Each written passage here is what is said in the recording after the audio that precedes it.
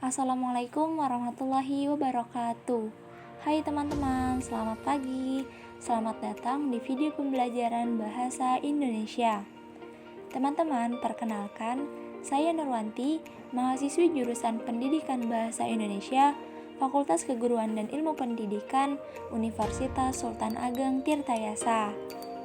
Teman-teman, pada video pembelajaran kali ini, saya akan membahas tentang standar kompetensi 7, yakni memahami hikayat dan novel Indonesia, serta kompetensi dasar 7.1, menemukan unsur-unsur hikayat, dan 7.2, menganalisis unsur intrinsik dan ekstrinsik novel Indonesia. Nah, teman-teman, untuk menguasai SK dan KD pembelajaran kali ini, kita akan mempelajari lebih lanjut apa itu hikayat, unsur-unsur hikayat, jenis-jenis hikayat, dan ciri hikayat. Sedangkan pada pembahasan novel, kita akan membahas pengertian novel, unsur intrinsik dalam novel, pemahaman unsur intrinsik dalam novel, serta unsur ekstrinsik dan pemahamannya. Hikayat. Menurut Kamus Besar Bahasa Indonesia, hikayat adalah karya sastra lama Melayu yang berbentuk prosa, yang berisi cerita, undang-undang, atau silsilah yang bersifat rekaan, keagamaan, historis, biografis, atau gabungan dari sifat-sifat tersebut. Hikayat biasanya dibaca untuk pelipur lara, pembangkit semangat juang, atau sekedar untuk meramaikan pesta. Teman-teman, unsur-unsur hikayat terdiri atas beberapa, yakni penokohan, alur, sudut pandang, gaya bahasa, latar atau setting, dan amanat. Pembahasan selanjutnya adalah jenis-jenis hikayat. Hikayat dibedakan menjadi dua jenis kategori, yakni kategori isi dan kategori asalnya. Untuk kategori isi, hikayat terbagi lagi menjadi beberapa kategori, yakni epos India, cerita asal Jawa, cerita rakyat, sejarah dan biografi, cerita Islam, dan cerita bertingkat. Sedangkan menurut asalnya, hikayat terbagi menjadi 4, yakni pengaruh Jawa, Melayu asli, pengaruh Hindu, dan pengaruh Persia. Nah, teman-teman, dari penjelasan tersebut dapat diketahui bahwa hikayat dipengaruhi dari beberapa wilayah seperti Arab, Persia, Melayu, India, serta Jawa. Dan beberapa contoh hikayat yang sangat terkenal dan melegenda adalah Hikayat 1001 Malam, Sri Rama, Panji Semirang, Hikayat Hang Tuah, dan lain sebagainya. Ciri-ciri hikayat. Teman-teman, terdapat beberapa ciri-ciri hikayat, yakni anonim atau pengarangnya tidak diketahui, statis atau tidak mengandung banyak perubahan atau bersifat tetap. Selanjutnya, istana sentris atau berlatar belakang cerita kerajaan, kolektif dan komunal, yakni milik bersama, tradisional, yang biasanya mengandung tradisi serta budaya dari wilayah tertentu, memakai pengulangan bahasa, bersifat edukasi atau mendidik dengan benar, lalu sering sekali menceritakan kisah antara kebaikan yang menang melawan keburukan, dan ciri-ciri hikayat terakhir adalah bersifat khayalan.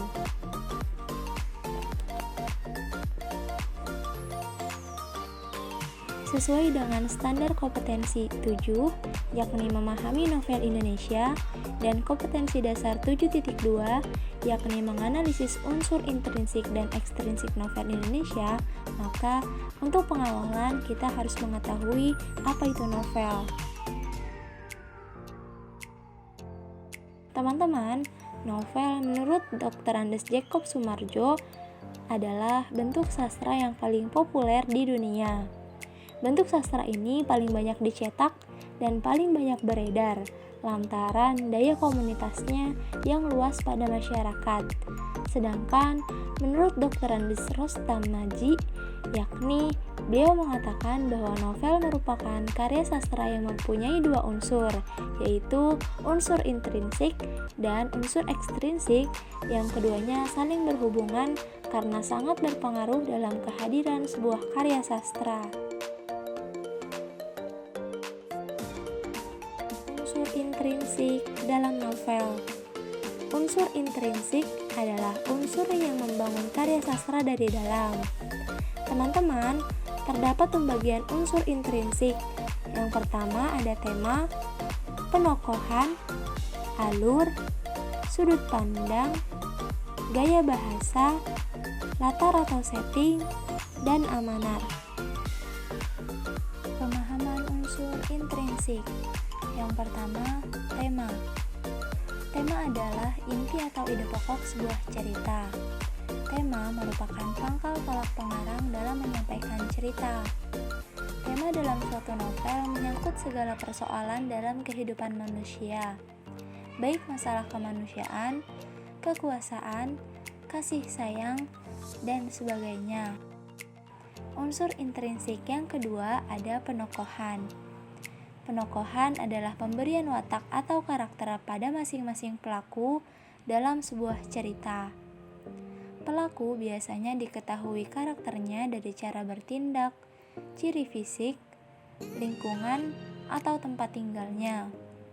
Penokohan juga bisa disebut cara pengarang menggambarkan dan mengembangkan karakter tokoh-tokoh dalam ceritanya. Untuk menggambarkan karakter seorang tokoh, pengarang dapat menyebutkan secara langsung, misalnya, Dian adalah seorang anak yang penyabar, atau bisa pula melalui gambaran fisik dari perilakunya, lingkungan kehidupannya, cara bicaranya, jalan pikirannya, ataupun melalui penggambaran oleh tokoh lain. Selanjutnya, ada alur. Alur adalah rangkaian peristiwa yang membentuk jalannya cerita. Alur dibedakan menjadi dua bagian. Yang pertama, alur maju atau progresif, yaitu apabila peristiwa bergerak secara bertahap berdasarkan urutan kronologis menuju alur ceritanya. Yang kedua adalah alur mundur atau flashback progresif, yaitu terjadi apabila ada kaitannya dengan peristiwa yang sedang berlangsung. Unsur intrinsik yang selanjutnya ada sudut pandang.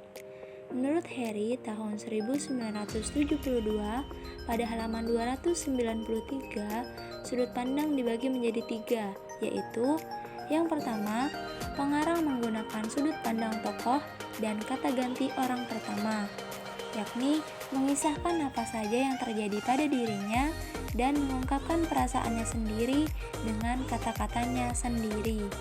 Yang kedua, pengarang menggunakan sudut pandang tokoh bawahan. Ia lebih banyak mengamati dari luar daripada terlihat di dalam cerita pengarang yang biasanya menggunakan kata ganti orang ketiga.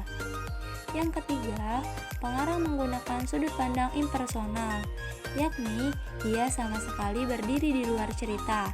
Ia serba melihat, serba mendengar, serba tahu, dan ia melihat sampai ke dalam pikiran tokoh serta mampu mengisahkan rahasia batin yang paling dalam dari seorang tokoh. Unsur intrinsik yang kelima ada gaya bahasa. Gaya bahasa adalah alat utama pengarang untuk melukiskan, menggambarkan, dan menghidupkan cerita secara estetika. Teman-teman, terdapat 3 macam gaya bahasa. Yang pertama ada personifikasi, yakni gaya bahasa ini biasa mendeskripsikan benda-benda mati dengan cara memberikan sifat-sifat seperti manusia. Yang kedua ada simile atau perumpamaan, yakni gaya bahasa ini mendeskripsikan sesuatu dengan penibaratan. Yang ketiga ada hiperbola. Gaya bahasa ini mendeskripsikan sesuatu dengan cara yang berlebih-lebihan dengan maksud memberikan efek yang berlebih pula. Latar atau setting adalah salah satu unsur intrinsik dalam novel. Latar atau setting adalah penggambaran terjadinya peristiwa dalam sebuah cerita yang meliputi tempat, waktu, sosial budaya, dan keadaan lingkungan. Untuk unsur intrinsik yang terakhir adalah amanat. Amanat merupakan ajaran moral atau pesan yang hendak disampaikan pengarang kepada para pembaca melalui karyanya. Tidak jauh berbeda dengan bentuk cerita lainnya, amanat dalam novel akan disimpan sangat rapih dan disembunyikan pengarangnya dalam keseluruhan isi cerita. Unsur ekstrinsik dalam novel. Unsur ekstrinsik adalah unsur luar yang berpengaruh terhadap isi novel atau karya sastra. Teman-teman, yang termasuk ke dalam unsur luar adalah latar belakang, kondisi sosial budaya, dan tempat atau kondisi alam. Latar belakang biasanya menyangkut asal daerah atau suku bangsa, jenis kelamin, pendidikan, pekerjaan, agama, dan ideologi pengarang. Sedangkan kondisi sosial budaya bisa dimisalkan dengan novel yang dibuat pada zaman kolonial, yakni akan berbeda dengan novel pada zaman kemerdekaan atau pada masa reformasi. Sedangkan pada poin tempat atau kondisi alam, dimisalkan ketika novel yang dikarang oleh orang yang hidup di daerah pertanian akan sedikit banyaknya berbeda dengan novel yang dikarang oleh orang yang terbiasa hidup di daerah gurun. Baiklah teman-teman, sekian video pembelajaran Bahasa Indonesia kali ini. Semoga dapat dipahami dan bermanfaat. Wassalamualaikum warahmatullahi wabarakatuh.